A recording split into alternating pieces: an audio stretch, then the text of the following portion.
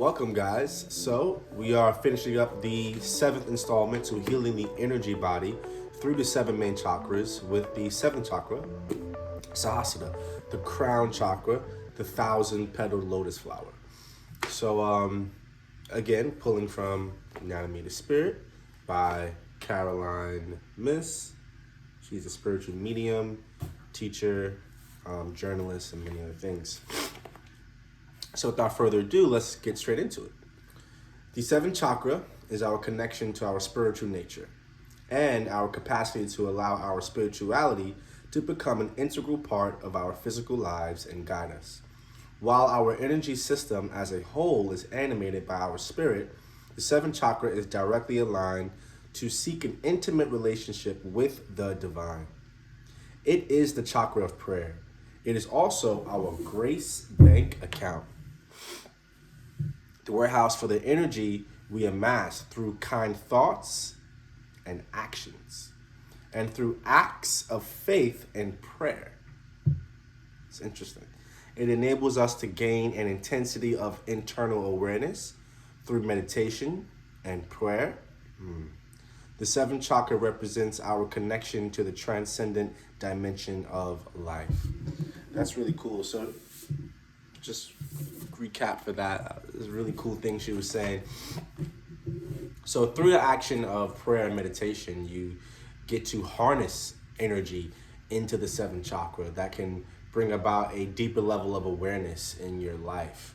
Through acts of kindness, through acts of grace, through acts of faith, you also seem to build up on this bank account, this reservoir of spiritual energy that is gathered in the seventh chakra.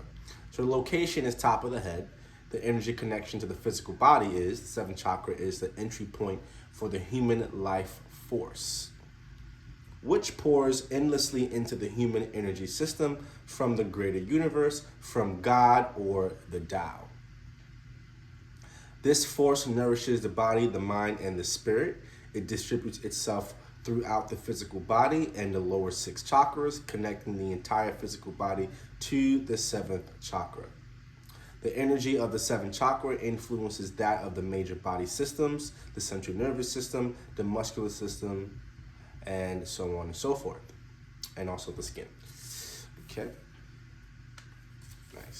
So some of the energy connections to the emotional and mental body for the seventh chakra are: seventh chakra contains an energy that generates devotion, inspirational and prophetic thoughts, transcendent ideas, and mystical connections. Okay, so some of the primary fears would be fears relating to spiritual issues such as the dark night of the soul, fears of spiritual abandonment, loss of identity, and loss of connection with life and people around us. So, right quick, if you're unfamiliar with this term, dark night of the soul, you should get familiar with it, especially those who are on, each human being is on a spiritual journey, but those who are consciously walking the path of spirituality, those who are consciously walking path of integrity and looking for ascension in consciousness, looking for higher realms of consciousness, higher realms of thinking and feeling, the dark night of the soul is something that every mystic encounters. And I like to say that those of us who are on the Patreon, those of us who are yogis, those of us who are meditators, those of us who are Buddhist, Taoists, so forth, so on and so forth, are contemporary mystics. And the dark night of soul is there as an opportunity to integrate what the shadow sides of yourself. Dark night of the soul is a chance to integrate the shadow sides of yourself as a contemporary mystic. It's that pivotal point in a mystic's life where he goes from ordinary to supernatural. And he's able to face and confront who he really is in his darkest times, his darkest hours, his lowest points, and there's so much growth, insight in those moments. Dark night of soul. Okay. So some primary strengths would be faith in the presence of the divine and all the faith represents within one's life, such as inner guidance, insight into healing, and quality of trust that eclipses ordinary human fears and devotion. That was interesting. Okay. So let's see. We're going to move on to a few reflections as we close out the seventh chakra, and we will also I will also share with you guys an exercise or two that is related to the seventh energy center and ways that you can open up your consciousness, your seventh energy center, through practice. Okay, so questions for self-examination. Number one, what questions have you sought guidance with during meditation or moments of prayer? What questions have you sought guidance with during meditation or moments of prayer? Number two, what answers to these questions would you most fear? What answers to these questions would you most fear? Number three, do you bargain with God? Do you complain to God more than you express gratitude? Do you tend to pray for specific things rather than pray in appreciation? Again, it's a three-part question. Number three, there's three parts to it. First one is, do you bargain with God? Do you complain to God more than you express gratitude? Do you tend to pray for specific things rather than pray in appreciation? Okay, number four, are you devoted to a particular spiritual path? If not, do you feel a need to find one? Have you found surrogates to be devoted to? Have you found surrogates to be devoted to? If so, listen, evaluate your relationship to them. I'll repeat that. Number four, are you devoted to a particular path, a particular spiritual path? If not, do you feel a need to find one? And have you found surrogates to be devoted to? If so, list your relationships to them. Number five is, do you believe that your God is more authentic than the divine in other spiritual traditions? Do you believe that your God is more authentic than the divine in other spiritual traditions? Are you, number six, are you waiting for God to send you an explanation for your painful experiences? If so, list those experiences. Are you waiting for God to send you an explanation for your painful experiences? If so, list those experiences. I got a couple in my mind right now, and I'm like,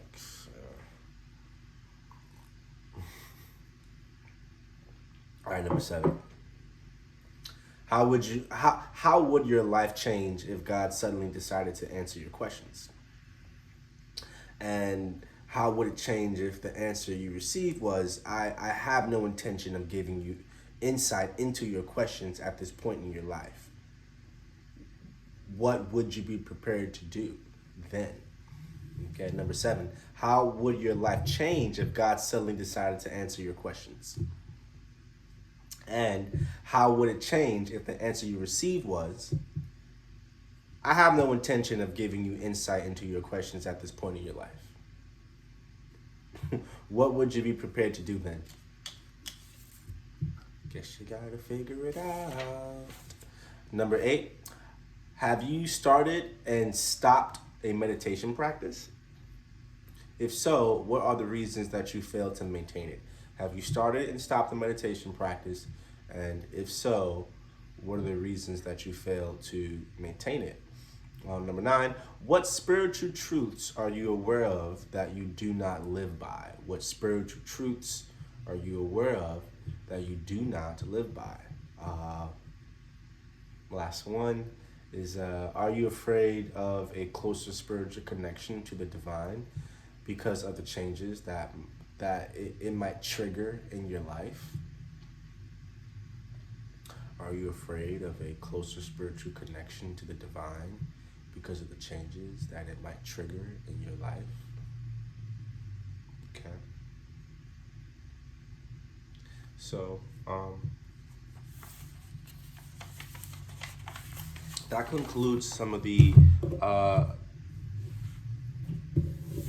primary fears, strengths, and insights into the seventh chakra by Caroline Miss in Anatomy of the Spirit, and as well as some reflections for you guys to use as a tool to just kind of like learn more about yourself and learn more about your relationship to the seventh chakra. You know, even if it's not, even if you don't see it as, oh, I'm building a healthier relationship with my energy centers, the questions are still valuable, you know, and they can definitely open up some deep things inside you if you answer the questions honestly and if you take it seriously. I Yeah, I think so. So I hope that was helpful for you guys. So let's also go into an exercise or two that can help build a healthy relationship with the seventh chakra in practice. So what we're gonna start with is a sound. One thing we're gonna do is a sound for the seventh chakra. All the chakras have sounds. They have primal sounds. They have bija mantras. They have both. So we're gonna do a sound for the seventh chakra now, and the sound is sum, S-U-M, and you want to focus on the vibration of the sound at the top of the skull and also at the top of the jaw. Okay, so feel that vibration that happens. Come to a comfortable seat. Just close the eyes, take a deep inhale, and exhale. Inhale.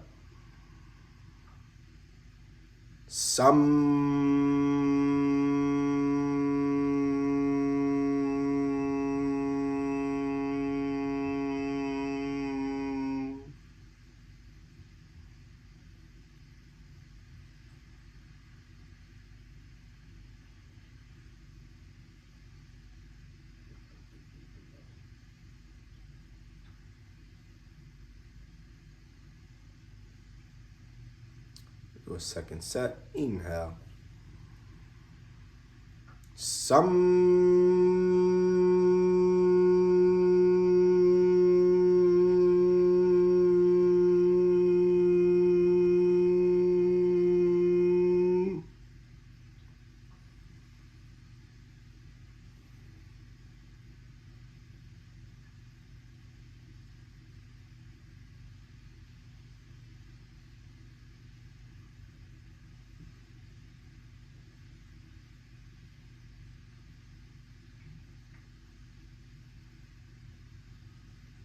Okay, so that concludes the sound, one of the primal sounds for the seventh chakra. And again, all the chakras have their own sound, and the sounds are really cool, especially as an intro to your meditation practice. If for those who are struggling with getting into a meditative space, I find the sounds, the vibration of the sounds, are a really gentle way to relax the mind. Vocalization also helps release the diaphragm, which can just help you feel more relaxed and at ease and less tense. Vocalization is also long exhales, which also can help deepen the breath. So it has a couple of benefits that can help put you into a meditative space, just this act of vocalizing. But again, the sounds itself also have vibrations that connect to these energy centers, which are beneficial for your meditation practice. So I hope you like that one. Another one we're gonna do is sort of a cleansing technique for the seventh chakra.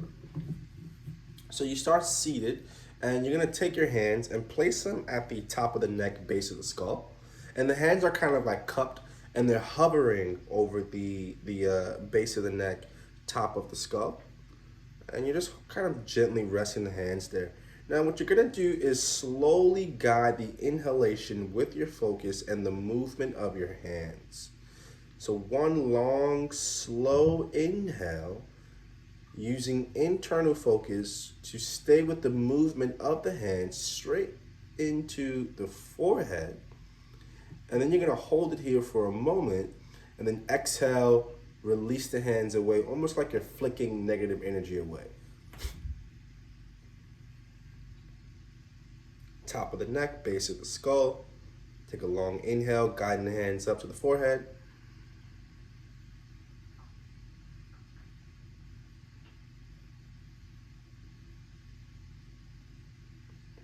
And exhale.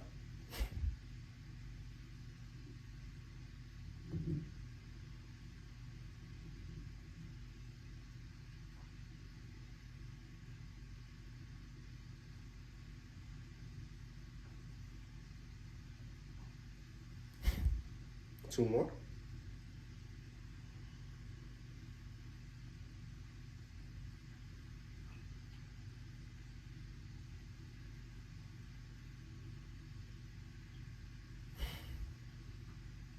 Last one.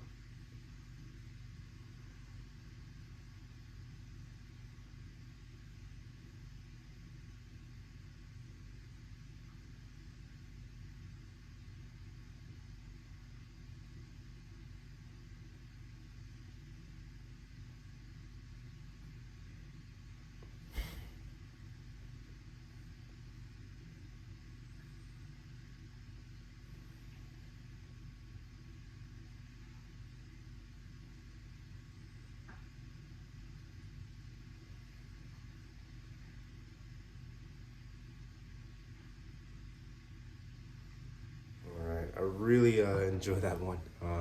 Sometimes I do it for a really long time too. Like, you can take as long as you want.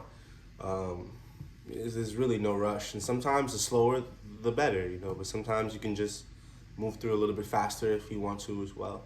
I usually do about 3 to 5 rounds, and I'll sit after with the effects of the exercise, observing any shifts in energy, any shifts of the way I'm thinking, any shifts of attention.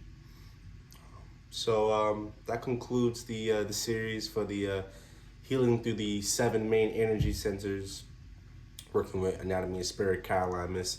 Also, for most of the series, we're working with Kundalini Tantra as well.